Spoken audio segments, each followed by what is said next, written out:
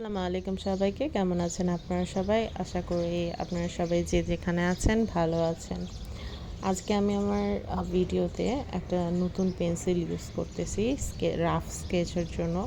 পেন্সিলটি হচ্ছে গুডলাক কোম্পানির গ্রোভ এবং নতুনই এসেছে বাজারে। বেশ ভালো কোয়ালিটি। আর এই তো আমি একটা অ্যাক্রিলিক পেইন্টিং আঁকবো।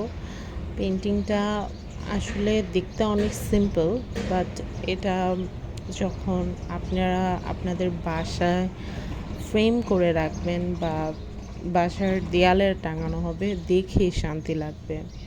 সত্যি কথা, কারণ নীল রঙটাই হচ্ছে আমাদের মনকে এক ধরনের শান্তি দেয়।